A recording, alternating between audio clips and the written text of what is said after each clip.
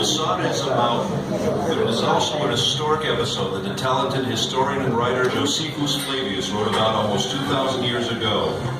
His account contains all the elements of a fantastic drama in which Jews, Romans, and idealists fight to the death. It's no wonder that Hollywood jumped at the opportunity to tell this fascinating story.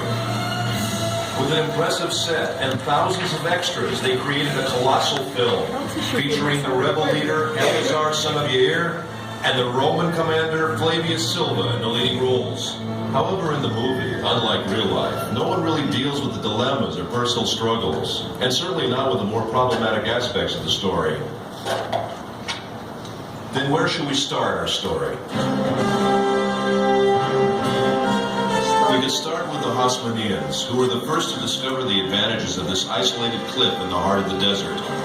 Or we could start at the end, with a dramatic project of the Massada excavations, with Ige Eliaddin, the head of the excavation team, who would stand on the mountain and read Josephus Flavius' description of the account, and everyone around him could actually hear the echoes of the fighting.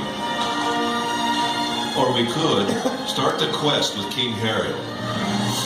Herod, who ruled under the auspices of the Romans, built himself a magnificent fortress here on the mountain, which was to be his sanctuary in troubled times. And believe me, he really had troubles.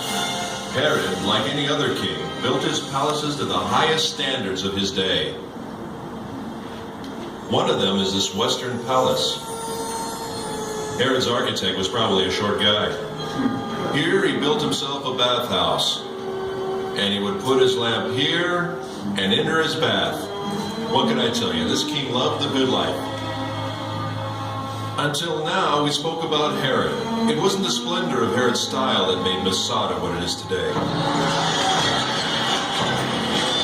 The year is 66 AD. The Jews rebel against the Roman Empire. 4 years later, the temple is destroyed. Jerusalem falls. Everywhere else, the rebels were suppressed. Massada is the last stronghold where there are still Jewish rebels.